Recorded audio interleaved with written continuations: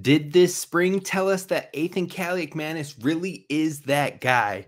And can he break the record books that Tanner Morgan set very many of? Coming up today at Locked On Golden Gophers. Hey, you are Locked On Golden Gophers. No matter what we're going to do here, we're just going to keep rowing. Your daily podcast on the Minnesota Golden Gophers. However it turns out, we're just going to keep rowing.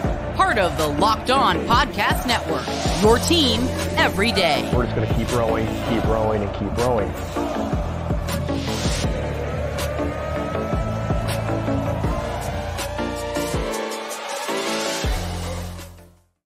You're listening to Locked On Golden Gophers, part of the Locked On Podcast Network, your team every day. My name's Kane Rob, host of the podcast, former collegiate football video coordinator and recruiting assistant, here to talk Golden Gophers with you each and every day of the week, Monday through Friday. Today, we're talking a whole lot of Athan Kaliakmanis.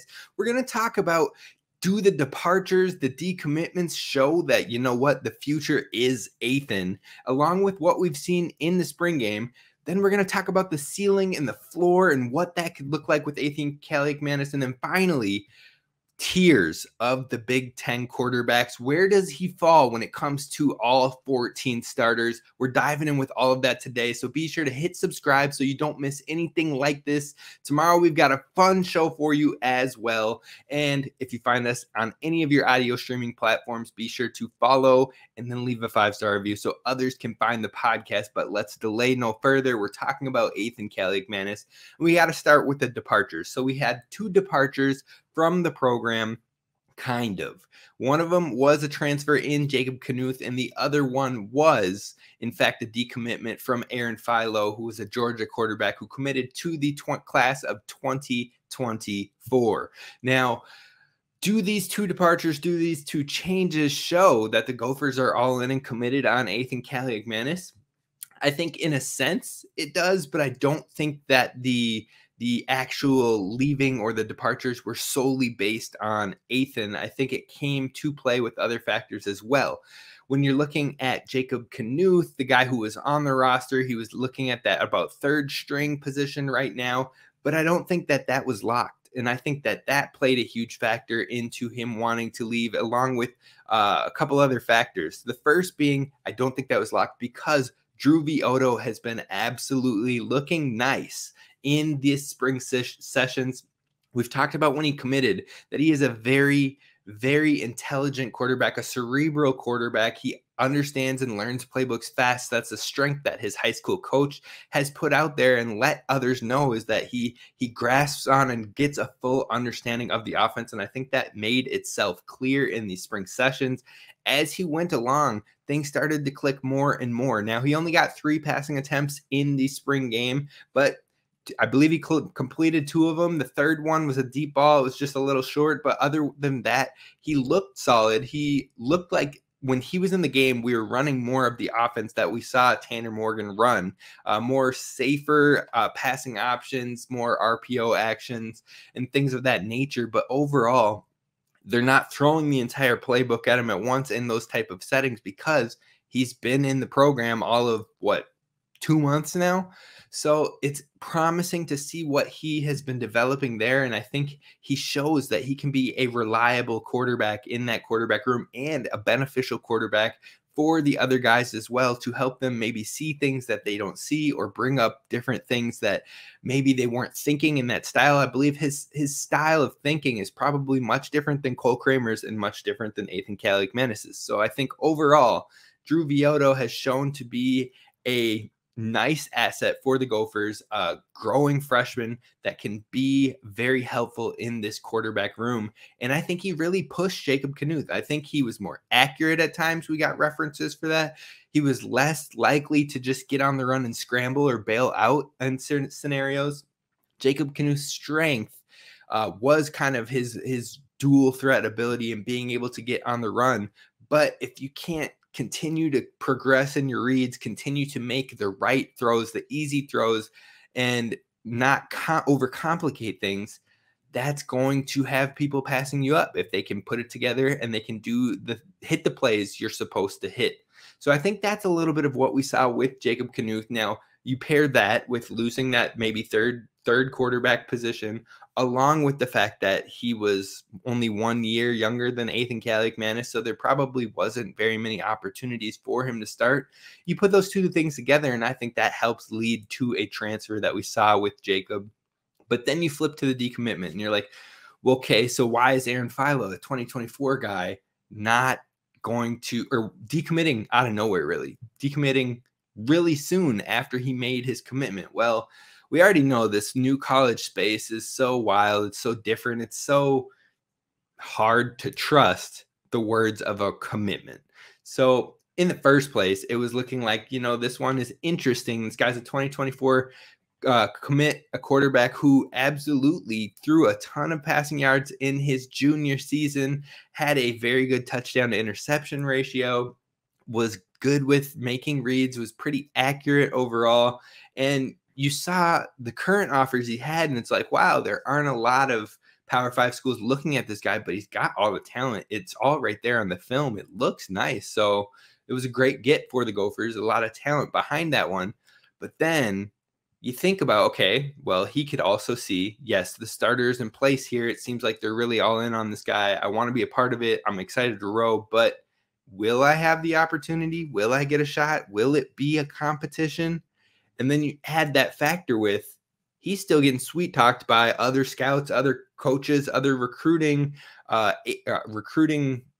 agents. I don't want to say agents, but I can't think of the right word right now. So other recruiters, we'll just go with recruiters from other programs.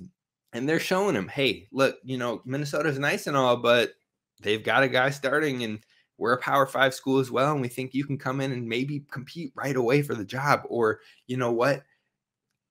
This is closer to home. It's a Power 5 school, and we're officially making you an offer. Like, as those start to come in, and it might not have been the immediate offer that he got right as the Gophers were talking to him. I believe he got like a Cincinnati offer or something after that.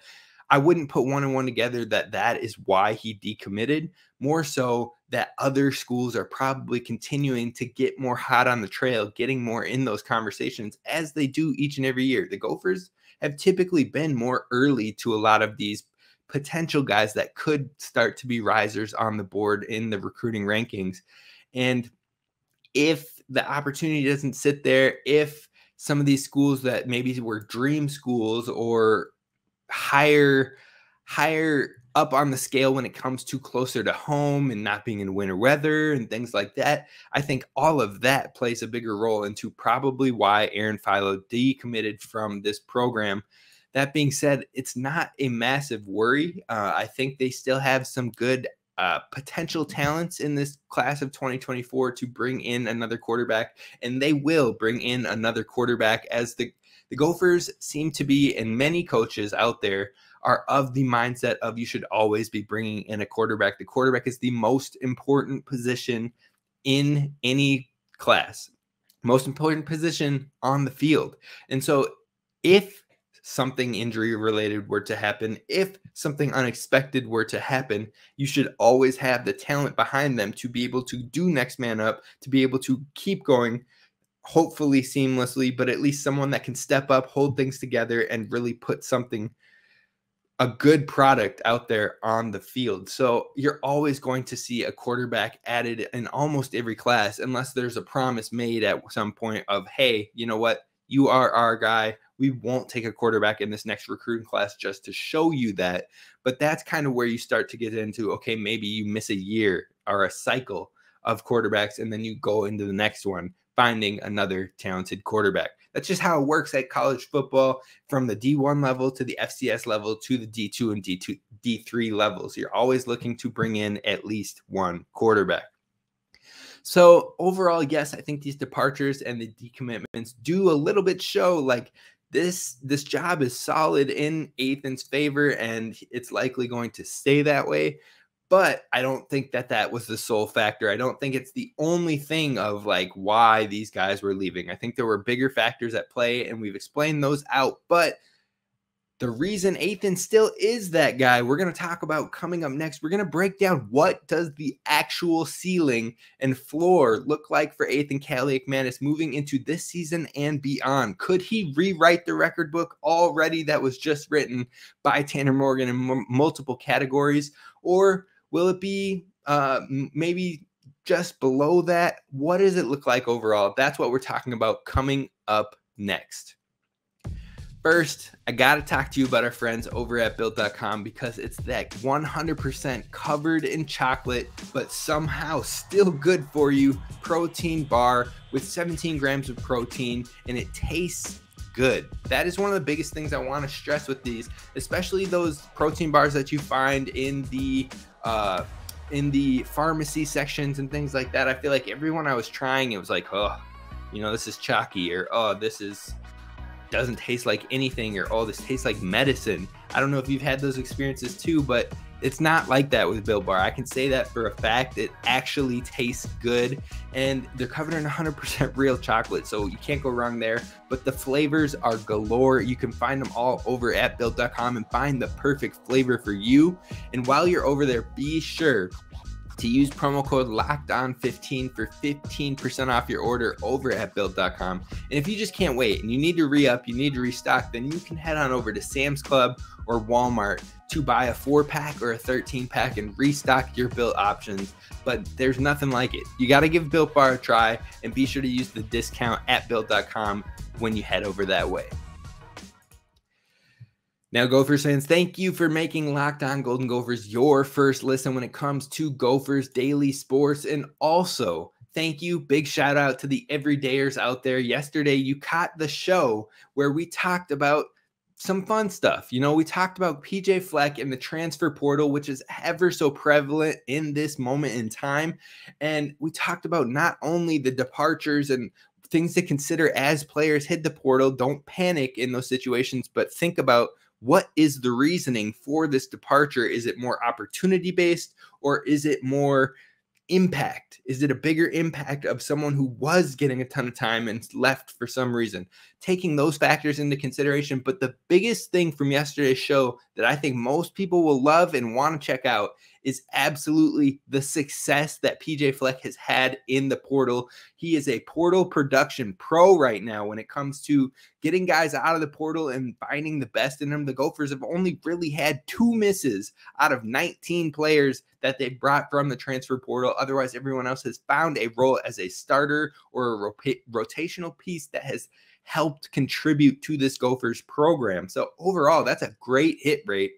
You can learn more about it in yesterday's show. And tomorrow, we've got a topic I absolutely have to address. Now, I've been kind of teasing it left and right, but we're going to talk about, has PJ Fleck hit his ceiling with the Minnesota Gophers? Because it's a topic that I believe a lot of outside fans like to bring up, and they talk about, oh, well, he's hit his ceiling. He's got 9 wins is the best they're going to get and all this and blah, blah, blah. No, we're going to get into that deeper tomorrow, and I'll tell you why or why not that statement is true. Now, let's talk about Athan Kaliakmanis. Let's talk about the ceiling and the floor for him. Now, Athan is one of 3. That's right. One of 3 true freshmen or redshirt freshmen in Gophers history to pass for 300 yards in one game. So it shows you the talent is there. It shows you the excitement. I mean, we saw it firsthand. And a lot of us were questioning, why are they not letting him pass the ball? Why are they just running? Like, I know, we love Mo, and Mo can get it done, but why aren't we passing the ball? And there were many moments last year, Iowa game, mainly and specifically, where I'm just like critical of, we should have passed the ball more. He was in a rhythm. It was getting it going. He was consistently finding the guys. Then we got away from it. And then when it came down to the time to pass the ball, he was out of whack. And it ended up a tight interception on a play, a 3rd and long that we needed to convert in order to kind of ice the game and put it in the Gophers' favor. Another Iowa loss, and it hurt real bad. But as we've seen this spring, as we've seen from the additions to this team is going to pass the ball more. It's a fact. It's going to happen. It's probably going to be the most passing attempts in PJ Fleck's history here with the Golden Gophers. Now, that isn't a tough ask or a tough feat to go accomplish, as they have not cracked the top 100 in that category ever in these 6 years. But I think they officially do this year, and I think we saw a lot of that in the spring game. The passing options, the passing weapons are probably the deepest that they have ever been. Now, when you're looking at Athan Kaliakmanis and you look at even the brief stats that he had last year in the moments where he had to play, you can say one thing for certain. If Athan is healthy for a full season and they allow him to truly pass the ball, even a minimum of 30 times a game, which really isn't that wild if you think about it. If that happens, he can easily hit 3,000 yards each of the next 3 seasons. Now, if that happens, he definitely would be second all time, possibly first, depending on the full totals of the passing yards in passing yards history. So he'll be right up there with Adam Weber, with Tanner Morgan when it comes to most passing yards in Minnesota history. Now, last year, Athan averaged 8.5 yards per attempt. If you say he throws for 30 attempts, then you're going to see around 3,315 yards over the course of 13 games. And even if he only played 12 games for some reason, he would still be above 3,000 at 3,060 yards. Even if he dips to 8 yards per attempt as opposed to the 8.5 yards per attempt, he would be at 3,120 yards in 13 games. So you see that 3,000 mark isn't anything unattainable. And that is the same type of mark that Tanner hit in his sophomore year, where it was getting draft looks and they were like, whoa, this guy's got it. This guy's got something special. We can maybe look a little bit further into him. Now, it fell off after that, but Tanner also doesn't have the exact natural talent that Athan has when it comes to arm ability, when it comes to off-platform throws, when it comes to even the dropping it into a bucket throws. Now, Tanner had some fairly good accuracy, and I think Athan is still honing in on his, but I think overall, it isn't blasphemous to say he could pass for over 3,000 yards in the next 3 seasons, in each of them.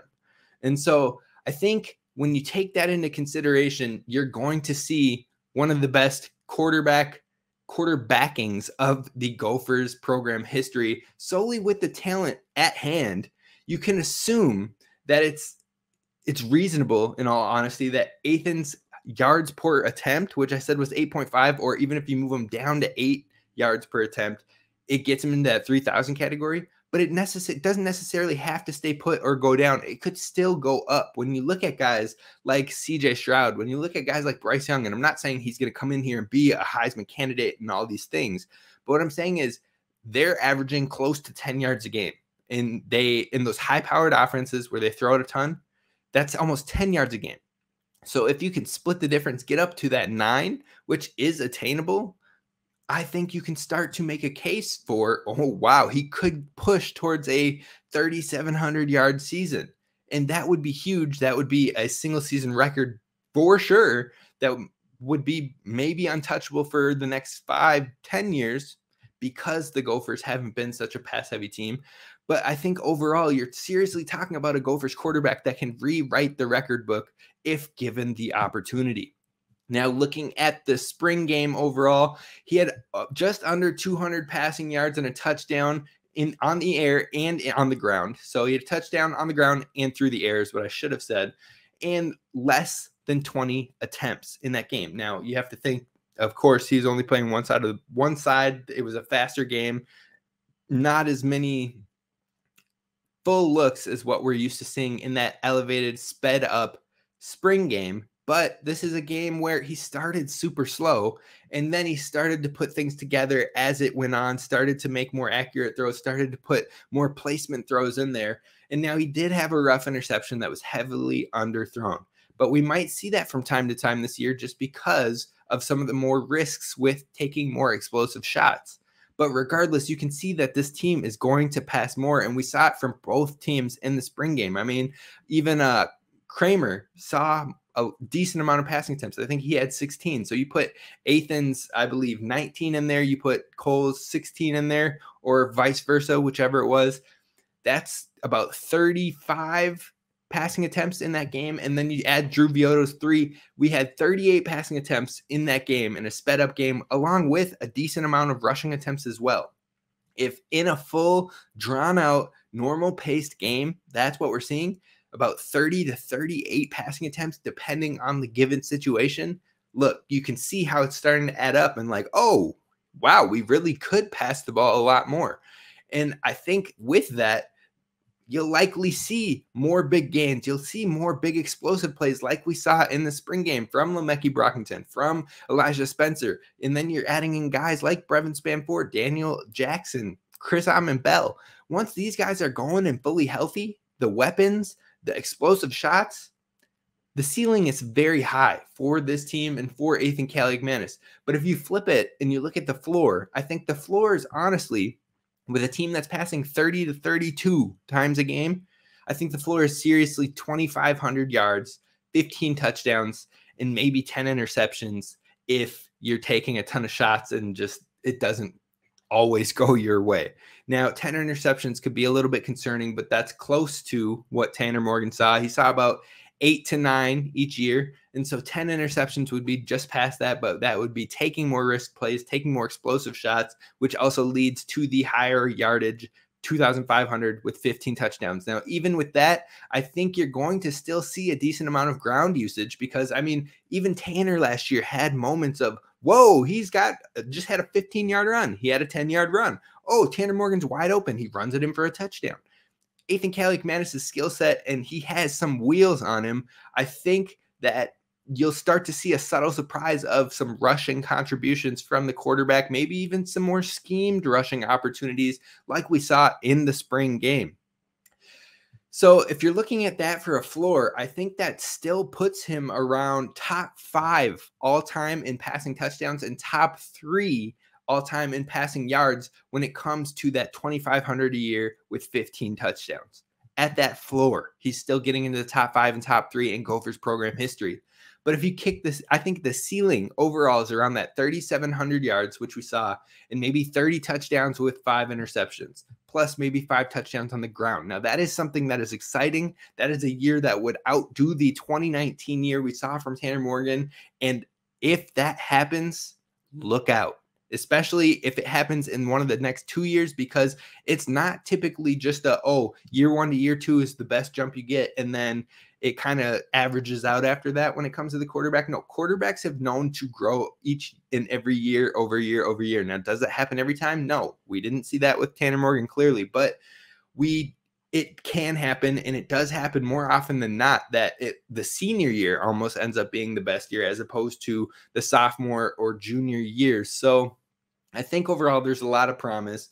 I think overall you're going to see more passing opportunities, and the style of play and competition in the Big Ten this year and moving forward is going to probably contribute to us needing to pass the ball more anyway. When you're playing in Ohio State, a UCLA, a USC, a UNC, Wisconsin, who is now switching to the air raid, I think overall we're going to see more passing attempts. We're going to see more opportunities, and with the most talent across the position when it comes to the wide receiver across the board, I think it's at an all-time high with this grouping.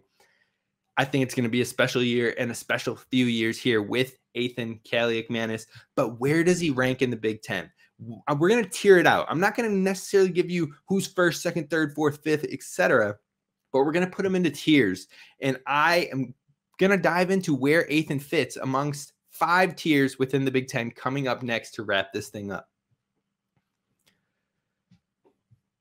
All right, Gophers fans, we're going to wrap this thing up with some tiering of the quarterbacks in the Big Ten, and we're going to start with the lowest tier, which is my 5th tier named We Have a Quarterback, I guess. And there's one quarterback that falls in there. That's the quarterback at Northwestern. Now, right now, it looks like it's going to be Sullivan. I think it's Brendan Sullivan, but they've got Aiden Gray of the 2023 class at hand too, so maybe he can sneak in there and give him some competition. But overall, nothing crazy, nothing out of sorts, and nothing really coming in the pipeline as of right now for them. So it might be a rough few years still for Northwestern. Now you move to the next tier, tier 4, which is QBs that were once rated high but haven't really shown much at all, even in an individual game as of late. And you got 3 quarterbacks that fall in this tier. Now, the three quarterbacks in this tier, you can put them in any order. For me, it would be Illinois, Indiana, and Rutgers, with Luke Altmaier at Illinois, Taven Jackson at Indiana, and then Gavin Wimsatt at Rutgers. Now, all of them were 4-star guys coming out of their recruiting systems for the most part, and they didn't really do much with their opportunities, haven't been given a ton of opportunities, but even Luke Altmaier has already transferred, Taven Jackson has already transferred, and they didn't see much time on the field. And even in those glimpses on the field, it wasn't anything to write home about. So all of them have the potential, but they haven't really shown anything on the potential, and that's what puts them in tier 4. Now we move into tier 3, and I think this is more of the QB battles that you are seeing through these fall and the springs. There's some talent in the rooms, but you don't necessarily know exactly who it's going to. And even with that talent, I don't think it's better than any of the quarterbacks in tier 1 or tier 2. So that 3 schools in this tier 3, Purdue, Nebraska, and Michigan State. Now, Purdue, you've got Hudson Card and you've got Brady Allen. Hudson Card did fine at Texas, but I've never been super enthralled or impressed with what he did. Now, he held off Quinn Ewers for part of the spring last year, but I think it was more so the coach just trying to promote competition within his program. Even before Quinn Ewers got there, we were seeing Hudson Card consistently having to battle and not even playing or starting a full season because of Casey Thompson, who happens to be at Nebraska, who also was splitting time each of those years. I think both of them show that, yes, they have talent, but it's nothing top end that can make you scared or make teams, be like, oh yeah, he's one of the best quarterbacks in the conference. And the fact that they're in battles now, even after they were constantly in battles against each other at Texas, just shows you that there is room for growth and improvement at that quarterback skill set. So that talks about both Purdue and Nebraska there, as Nebraska has Casey Thompson, and I believe Jeff Sims, who was at Georgia Tech, also has some talent, but has to rein in on some things. So the talent is all there, but I'm just not convinced that it's a tier 2 or a tier 1. Michigan State, we saw Peyton Thorne. We've seen the ups of him and the downs. Plus, they have Caden Hauser and Sam Leavitt. Now, both of those guys are 4-star guys as well, and they have the ability. We'll see who can actually win that job out, and maybe they could crack into the back half of tier 2, but I'm just not there yet. Moving into tier 2 itself is the high upside talent and talent that has shown flashes on the field. Now, there's 5 quarterbacks in this tier. 5 quarterbacks in tier 2. Again, I want to say this isn't my necessary order when it comes to 3 through 7 here, but I think any of these quarterbacks could be placed above each other or below each other. So I've got Drew Aller of Penn State, an Ohio State quarterback, whether that's Devin Brown or Kyle McCord, Tanner Mordecai, Athan Kaliakmanis, and Cade McNamara. Now, if I had to put them in order right now, it would be that order, but I can see a case for any of these quarterbacks in this tier being ahead of any of these quarterbacks. Now, Drew Aller has a ton of upside. I think he could find himself into tier 1 after this season, after being a full starter, but we still have to see it. We've seen little moments, and he doesn't do too much in the very brief moments he's had on the field, but I think overall in the spring games that we've seen and stuff, he has the talent and he has the ability to be one of the best quarterbacks in the conference. Ohio State always makes it happen and always gets it done, but because we don't know who the quarterback is in the first place, and it hasn't been anything to write home about, like, oh, this guy absolutely pops off the page when it comes to the spring and whatnot, I think we'll keep him in tier 2 for now.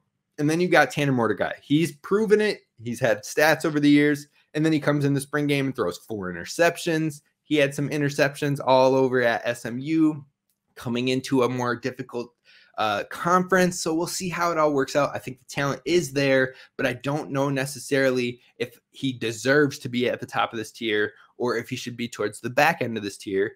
Now, Athan Kaliakmanis looks good, has shown the flashes. Again, that 300-yard game at Wisconsin was brilliant, but we still have to see more of it before I can put him ahead of anybody on that list.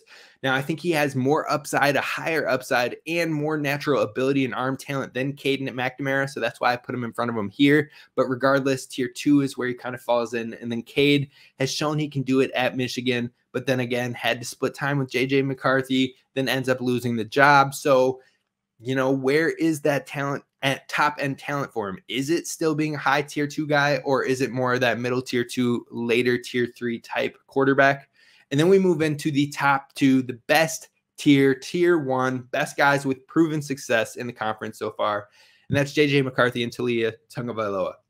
Both of them have gotten it done. Both of them have passed the ball a decent amount. J.J. McCarthy is looking to take an even bigger step after that college football playoff where he absolutely put the team on his back. I think they've both proven to be at the top of the conference ranks right now. And that's how it kind of rolls out. So that's going to do it for us today at Locked On Golden Gophers. Now, I think Athan can really put his name into the top 5 quarterbacks in the conference this season. Will he get that done? I absolutely hope so, but we will find out firsthand in less than 150 days. I think it's like 20 days, less than 150 days. So college football will be here before we know it. Be sure to hit subscribe so you don't miss any Gophers content this offseason. Tomorrow, we're addressing the words out there that PJ Fleck has hit his ceiling with Minnesota, and I will tell you why or why not to believe that statement. I'll see you then. Row the boat, Sky Ima, go Gophers.